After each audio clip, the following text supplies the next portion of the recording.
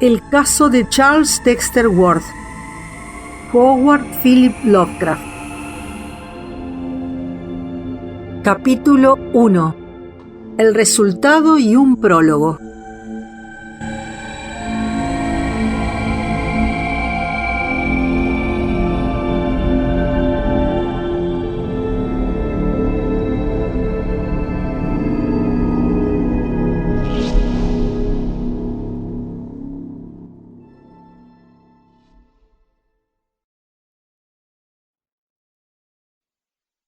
De una clínica particular para enfermos mentales situada cerca de Providence, Rhode Island, desapareció recientemente una persona de características muy notables. Respondía al nombre de Charles Dexter Ward y había sido recluida allí a regañadientes por su apenado padre, testigo del desarrollo de una aberración que, si en principio no pasó de simple excentricidad, con el tiempo se había transformado en manía peligrosa que implicaba la posible existencia de tendencias homicidas y un cambio peculiar en los contenidos manifiestos de la mente. Los médicos confiesan el desconcierto que les produjo aquel caso, dado que presentaba al mismo tiempo anomalías de carácter fisiológico y psicológico. En primer lugar, el paciente, que contaba 26 años, aparentaba mucha más edad de la que tenía. Es cierto que los trastornos mentales provocan un envejecimiento prematuro, pero el rostro de aquel joven había adquirido la expresión que en circunstancias normales solo poseen las personas de edad muy avanzada. En segundo lugar, sus procesos orgánicos mostraban un extraño desequilibrio, sin paralelo en la historia de la medicina. El sistema respiratorio y el corazón actuaban con desconcertante falta de simetría. La voz era un susurro apenas audible. La digestión era increíblemente prolongada. Y las reacciones nerviosas a los estímulos normales no guardaban la menor relación con nada de lo registrado hasta entonces, ni normal ni patológico. La piel tenía una frialdad morbosa, y la estructura celular de los tejidos era exageradamente tosca y poco coherente. Incluso un gran lunar de color oliváceo que tenía desde su nacimiento en la cadera había desaparecido mientras se formaba en su pecho una extraña verruga o mancha negruzca. En general, todos los médicos coinciden en afirmar que los procesos del metabolismo habían sufrido en Ward un receso sin precedentes. También, psicológicamente, era Charles Ward un caso único. Su locura no guardaba la mejor semejanza con ninguna de las manifestaciones de la alienación registradas en los tratados más recientes y exhaustivos sobre el tema, y acabó creando en él una energía mental que le habría convertido en un genio o un caudillo de no haber asumido aquella forma extraña y grotesca. El doctor Willett, médico de la familia, afirma que la capacidad mental del paciente, a juzgar por sus respuestas a temas ajenos a la esfera de su demencia, había aumentado desde su reclusión. Ward, es cierto, fue siempre un erudito entregado al estudio de tiempos pasados, pero ni el más brillante de los trabajos que había llevado a cabo hasta entonces revelaba la prodigiosa inteligencia que desplegó durante el curso de los interrogatorios a que le sometieron los alienistas. De hecho, la mente del joven parecía tan lúcida que fue en extremo difícil conseguir un mandamiento legal para su reclusión, y únicamente el testimonio de varias personas relacionadas con el caso y la existencia de lagunas anormales en el acervo de sus conocimientos permitieron su internamiento. Hasta el momento de su desaparición fue un voraz lector y un gran conversador en la medida en que se lo permitía la debilidad de su voz, y perspicaces observadores, sin prever la posibilidad de su fuga, predecían que no tardaría en salir de la clínica curado. Únicamente el doctor Willett, que había asistido a la madre de Ward cuando éste vino al mundo y le había visto crecer física y espiritualmente desde entonces, parecía asustado ante la idea de su futura libertad. Había pasado por una terrible experiencia y había hecho un terrible descubrimiento que no se atrevía a revelar a sus escépticos colegas. En realidad, Willett representa por sí solo un misterio de menor entidad en lo que concierne a su relación con el caso. Fue el último en ver al paciente antes de su huida y salió de aquella conversación final con una expresión mezcla de horror y de alivio que más de uno recordó 3 horas después, cuando se conoció la noticia de la fuga. Es este uno de los enigmas sin resolver de la clínica del Dr. Waite. Una ventana abierta a una altura de 60 pies del suelo no parece obstáculo fácil de salvar, pero lo cierto es que después de aquella conversación con Willett, el joven había desaparecido. El propio médico no sabe qué explicación ofrecer, aunque por raro que parezca, está ahora mucho más tranquilo que antes de la huida. Algunos, bien es cierto, tienen la impresión de que a Willett le gustaría hablar, pero que no lo hace por temor a no ser creído. Él vio a Ward en su habitación, pero poco después de su partida, los enfermeros llamaron a la puerta en vano. Cuando la abrieron, el paciente había desaparecido, y lo único que encontraron fue la ventana abierta y una fría brisa abrileña que arrastraba una nube de polvo gris azulado que casi les asfixió. Sí, los perros habían aullado poco antes, pero eso ocurrió mientras Willett se hallaba todavía presente. Más tarde no habían mostrado la menor inquietud. El padre de Ward fue informado inmediatamente por teléfono de lo sucedido, pero demostró más tristeza que asombro. Cuando el Dr. Waite le llamó personalmente, Willett había hablado ya con él y ambos negaron ser cómplices de la fuga o tener incluso conocimiento de ella. Los únicos datos que se han podido recoger sobre lo ocurrido proceden de amigos muy íntimos de Willett y del padre de Ward, pero son demasiado descabellados y fantásticos para que nadie pueda darles crédito.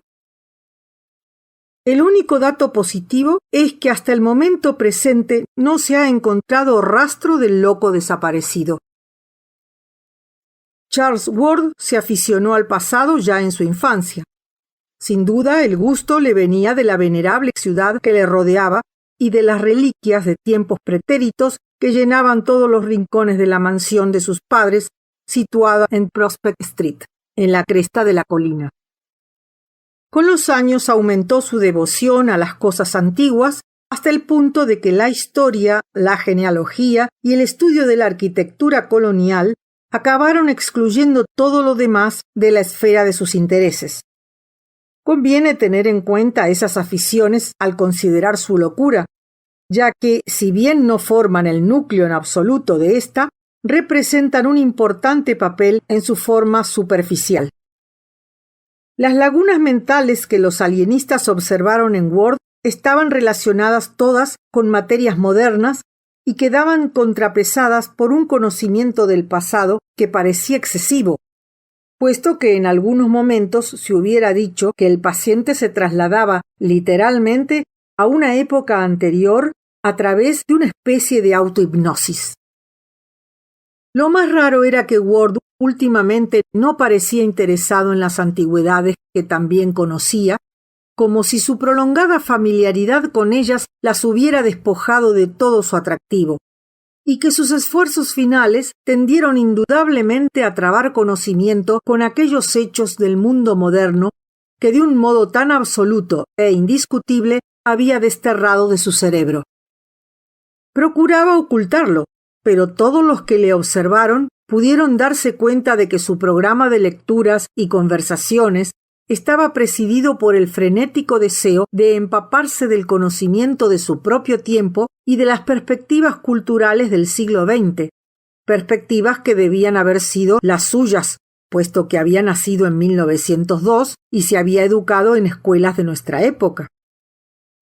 Los alienistas se preguntaban ahora cómo se las arreglará el paciente para moverse en el complicado mundo actual, teniendo en cuenta su desfase de información.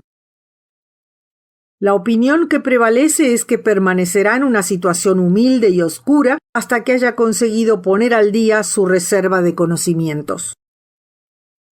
Los conocimientos de la locura de Ward son objeto de discusión entre alienistas. El Dr. Lyman, eminente autoridad de Boston, lo sitúa entre 1919 y 1920, años que corresponden al último curso que siguió el joven Ward en la Moses Brown School. Fue entonces cuando abandonó repentinamente el estudio del pasado para dedicarse a las ciencias ocultas y cuando se negó a prepararse para el ingreso en la universidad, pretextando que tenía que llevar a cabo investigaciones privadas mucho más importantes.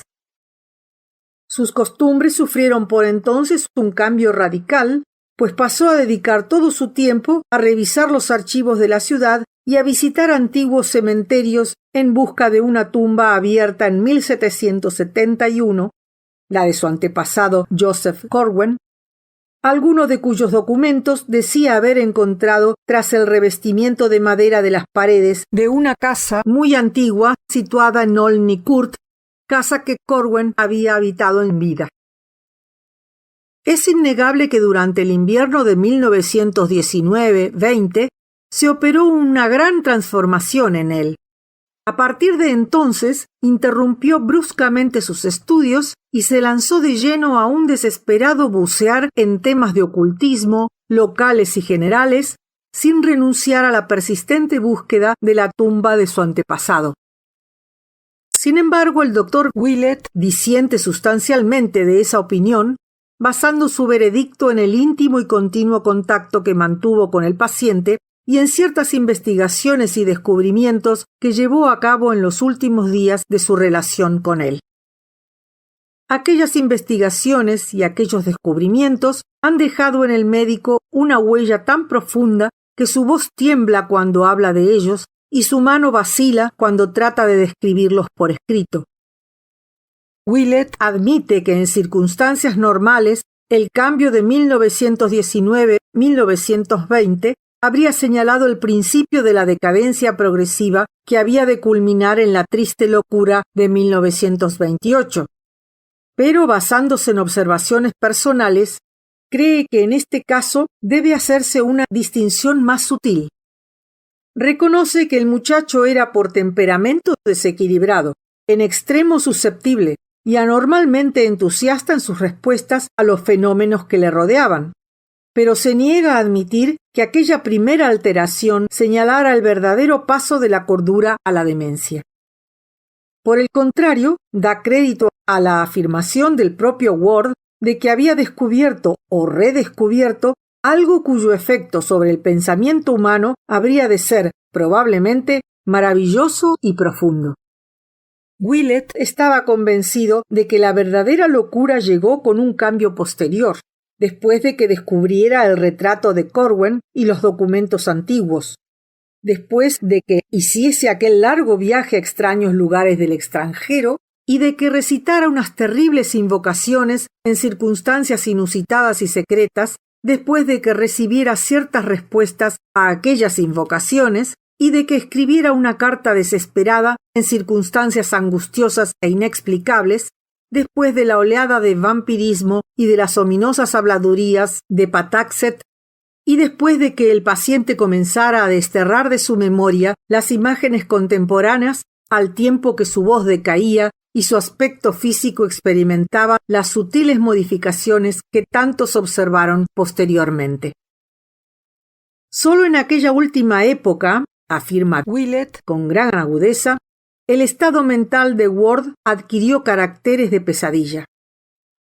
Dice también el doctor estar totalmente seguro de que existen pruebas suficientes que validan la pretensión del joven en lo que concierne a su crucial descubrimiento. En primer lugar, 2 obreros de notable inteligencia fueron testigos del hallazgo de los antiguos documentos de Corwen. En segundo lugar, el joven le había enseñado en una ocasión aquellos documentos, además de una página del diario de su antepasado, y todo ello parecía auténtico. El hueco donde Ward decía haberlos encontrado es una realidad visible, y Willett había tenido ocasión de echarles una rápida ojeada final en parajes cuya existencia resulta difícil de creer y quizá nunca pueda demostrarse. Luego estaban los misterios y coincidencias de las cartas de Orne y Hutchison, el problema de la caligrafía de Corwen y lo que los detectives descubrieron acerca del Dr. Allen. Todo esto más el terrible mensaje en caracteres medievales que Willett se encontró en el bolsillo cuando recobró el conocimiento después de su asombrosa experiencia. Y aún había algo más, la prueba más concluyente de todas. Existían dos espantosos resultados que el doctor había obtenido de cierto par de fórmulas durante sus investigaciones finales, resultados que probaban virtualmente la autenticidad de los documentos y sus monstruosas implicaciones, al mismo tiempo que los negaba para siempre al conocimiento humano. La infancia y juventud de Charles Ward pertenecen al pasado tanto como las antigüedades que tan profundamente amara. En el otoño de 1918, y demostrando un considerable gusto por el adiestramiento militar de ese período, Ward se matriculó en la Moses Brown School, que estaba muy cerca de su casa.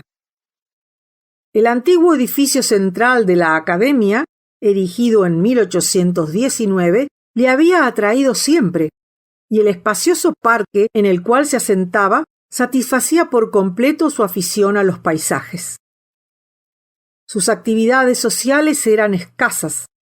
Pasaba la mayor parte de las horas en casa, paseando, asistiendo a clases y ejercicios de entrenamiento y buscando datos arqueológicos y genealógicos en el ayuntamiento, la biblioteca pública, el Ateneo, los locales de la Sociedad Histórica, las bibliotecas John Carter Brown y John Hay de la Universidad de Brown, y en la biblioteca Shapley, recientemente inaugurada en Benefit Street. Podemos imaginárnoslo tal como era en esa época: alto, delgado y rubio, ligeramente encorvado y de mirada pensativa. Vestía con cierto desaliño y producía una impresión más de inofensiva torpeza que de falta de atractivo. Sus paseos eran siempre aventuras en el campo de la antigüedad, y en el curso de ellas conseguía extraer de las miríadas de reliquias de la espléndida ciudad antigua un cuadro vívido y coherente de los siglos precedentes. Su hogar era una gran mansión de estilo georgiano, edificada en la cumbre de la colina que se alza al este del río y desde cuyas ventanas traseras se divisan los chapiteles, las cúpulas, los tejados y los rascacielos de la parte baja de la ciudad, al igual que las colinas purpúreas que se yerguen a lo lejos en la campiña. En esa casa nació, y a través del bello pórtico clásico de su fachada de ladrillo rojo, le sacaba la niñera de paseo en su cochecillo. Pasaban junto a la pequeña alquería blanca construida 200 años antes y englobada hacía tiempo en la ciudad. Pasaban siempre a lo largo de aquella calle suntuosa, junto a mansiones de ladrillo y casas de madera adornadas con porches de pesadas columnas dóricas que dormían, seguras y lujosas, entre generosos patios y jardines, y continuaban en dirección a los imponentes edificios de la universidad. Le habían paseado también a lo largo de la soñolienta Condon Street, situada algo más abajo en la falda de la colina y flanqueada de edificios orientados a levante y asentados sobre altas terrazas. Las casas de madera eran allí más antiguas, ya que la ciudad había ido extendiéndose poco a poco desde la llanura hasta las alturas, y en aquellos paseos Ward se había ido empapando del colorido de una fantástica ciudad colonial. La niñera solía detenerse y sentarse en los bancos de Prospect Terrace a charlar con los guardias, y uno de los primeros recuerdos del niño era la visión de un gran mar que se extendía hacia occidente. Un mar de tejados y cúpulas y colinas lejanas que una tarde de invierno contemplara desde aquella terraza y que se destacaba, violento y místico, contra una puesta de sol febril y apocalíptica llena de rojos, de dorados, de púrpuras y de extrañas tonalidades de verde. Una silueta masiva resaltaba entre aquel océano, La vasta cúpula marmórea del edificio de la Cámara Legislativa, con la estatua que la coronaba, rodeada de un halo fanático formado por un pequeño claro abierto entre las nubes multicolores que surcaban el cielo llameante del crepúsculo. Cuando creció empezaron sus famosos paseos, primero con su niñera, impacientemente arrastrada, y luego solo, hundido en soñadora meditación. Cada vez se aventuraba un poco más allá por aquella colina casi perpendicular, y cada vez alcanzaba niveles más antiguos y fantásticos de la vieja ciudad. Bajaba por Jenkins Street, bordeada de paredes negras y frontispicios coloniales, hasta el rincón de la umbría Benefit Street, donde se detenía frente a un edificio de madera centenario con sus dos puertas flanqueadas por pilastras jónicas. A un lado se alzaba una casita campestre de enorme antigüedad, tejadillo estilo holandés y jardín que no era sino los restos de un primitivo huerto, y al otro la mansión del juez Dorothy, con sus derruidos vestigios de grandeza georgiana. Aquellos barrios iban convirtiéndose lentamente en suburbios, pero los olmos gigantescos proyectaban sobre ellos una sombra rejuvenecedora, y así el muchacho gustaba de callejear en dirección al sur entre las largas hileras de mansiones anteriores a la independencia, con sus grandes chimeneas centrales y sus portales clásicos. Charles podía imaginar aquellos edificios tales como cuando la calle fue nueva, coloreados los frontones cuya ruina era ahora evidente. Hacia el oeste el descenso era tan abrupto como hacia el sur. Por allí bajaba Ward hacia la antigua Town Street que los fundadores de la ciudad abrieran a lo largo de la orilla del río en 1636.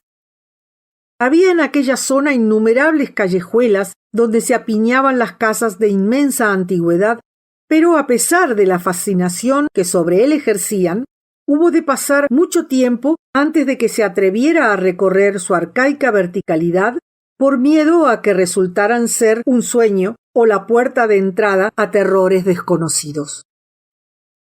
Le parecía mucho menos arriesgado continuar a lo largo de Benefit Street y pasar junto a la verja de hierro de la oculta iglesia de San Juan, la parte trasera del ayuntamiento edificado en 1761 y la ruinosa posada de la Bola de Oro, donde un día se alojara Washington. En Meeting Street, la famosa Jay Lane y King Street de épocas posteriores, se detenía y volvía la mirada al este para ver el arqueado vuelo de escalones de piedra a que había tenido que recurrir el camino para trepar por la ladera, y luego hacia el oeste para contemplar la antigua escuela colonial de ladrillo que sonríe a través de la calzada al busto de Shakespeare que adorna la fachada del edificio donde se imprimió en días anteriores a la independencia la Providence Gazette and Country Journal. Luego llegaba a la exquisita primera iglesia baptista, construida en 1775, con su inigualable chapitel, obra de Gibbs, rodeado de tejados georgianos y cúpulas que parecían flotar en el aire.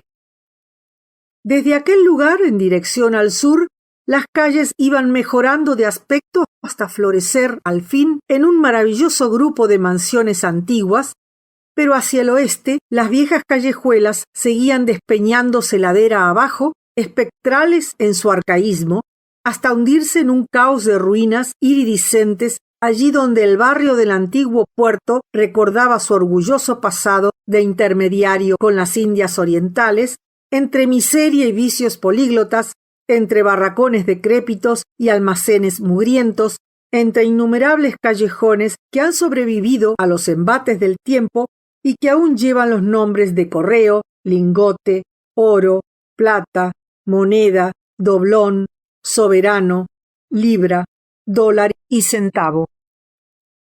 Más tarde, una vez que creció y se hizo más aventurero, el joven Ward comenzó a adentrarse en aquel laberinto de casas semiderruidas, dinteles rotos, peldaños carcomidos, balaustradas retorcidas, rostros aceitunados y olores sin nombre.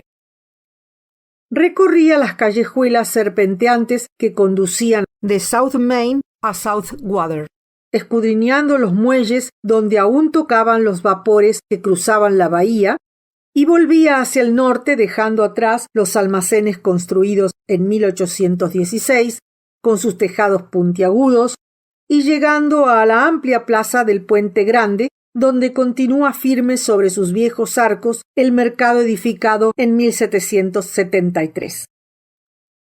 En aquella plaza se detenía extasiado ante la asombrosa belleza de la parte oriental de la ciudad antigua que corona la vasta cúpula de la nueva iglesia de la Christian Science, igual que corona Londres la cúpula de San Pablo. Le gustaba llegar allí al atardecer, cuando los rayos del sol poniente tocan los muros del mercado y los tejados centenarios, envolviendo en oro y magia los muelles soñadores donde antaño fondeaban las naves de los indios de Providence.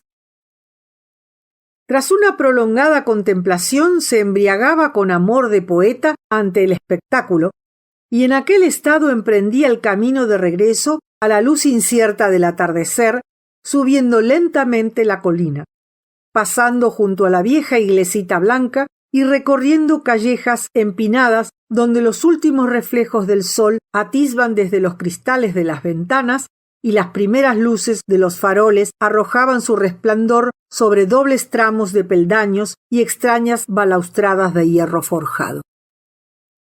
Otras veces, sobre todo en años posteriores, prefería buscar contrastes más vivos. Dedicaba la mitad de su paseo a los barrios coloniales semiderruidos situados al noroeste de su casa, allí donde la colina desciende hasta la pequeña meseta de Stamper's Hill, con su gueto y su barrio negro arracimados en torno a la plaza, de donde partía la diligencia de Boston antes de la independencia, y la otra mitad al bello reino meridional de las calles George, Benevolent, Power y Williams, donde permanecen incólumes las antiguas propiedades rodeadas de jardincillos cercados y praderas empinadas en que reposan tantos y tantos recuerdos fragantes. Aquellos paseos y los diligentes estudios que los acompañaban contribuyeron a fomentar una pasión por lo antiguo que terminó expulsando al mundo moderno de la mente de Ward. Solo ellos nos proporcionan una idea de las características del terreno mental en el que fue a caer aquel fatídico invierno de 1919-1920, la semilla que produjo tantos y tan extraños frutos. El doctor Willett está convencido de que hasta el primer cambio que se produjo en su mente aquel invierno, la afición de Charles Ward por las cosas antiguas estuvo desprovista de toda inclinación morbosa. Los cementerios solo le atraían por su posible interés histórico y su temperamento era pacífico y tranquilo. Luego, paulatinamente, pareció desarrollarse en él la extraña secuela de uno de sus triunfos genealógicos del año anterior. El descubrimiento, entre sus antepasados por línea materna, de un hombre llamado Joseph Corwen, que había llegado de Salem en 1692 y acerca del cual se susurraban inquietantes historias.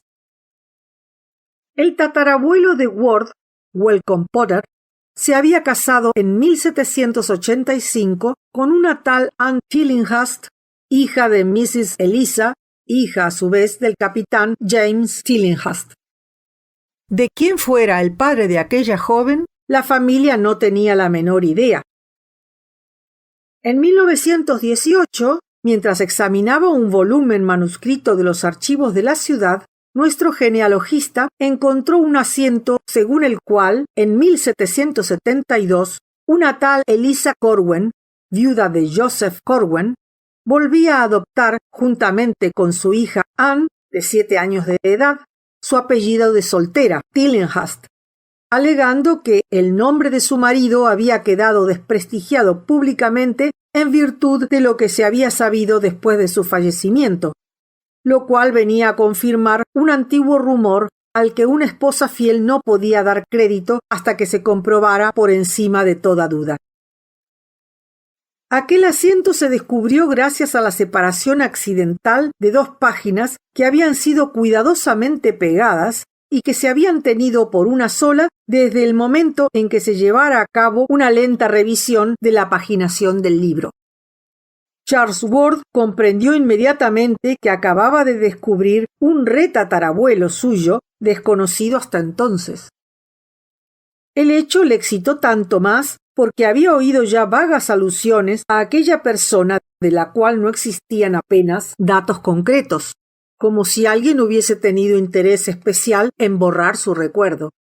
Lo poco que de él se sabía era de una naturaleza tan singular que no se podía por menos de sentir curiosidad por averiguar lo que los archiveros de la época colonial se mostraron tan ansiosos de ocultar y de olvidar, y por descubrir cuáles fueron los motivos que habían despertado en ellos tan extraño deseo. Hasta aquel momento, Ward se había limitado a dejar que su imaginación divagara acerca del viejo Corwen, pero habiendo descubierto el parentesco que le unía a aquel personaje aparentemente silenciado, se dedicó a la búsqueda sistemática de todo lo que pudiera tener alguna relación con él. Sus pesquisas resultaron más fructíferas de lo que esperaba, pues en cartas antiguas, diarios y memorias sin publicar hallados en buhardillas de Providence, entre polvo y telarañas, encontró párrafos reveladores que sus autores no se habían tomado la molestia de borrar. Un documento muy importante a este respecto apareció en un lugar tan lejano como Nueva York, donde se conservaban, concretamente en el Museo de la Taberna de Frances, cartas de la época colonial procedentes de Rhode Island. Sin embargo, el hecho realmente crucial, y que a juicio del doctor Willett constituyó el origen del desequilibrio mental del joven, fue el hallazgo efectuado en agosto de 1919 en la vetusta casa de Olney Court. Aquello fue, indudablemente, lo que abrió un cisma insondable en la mente de Charles Ward.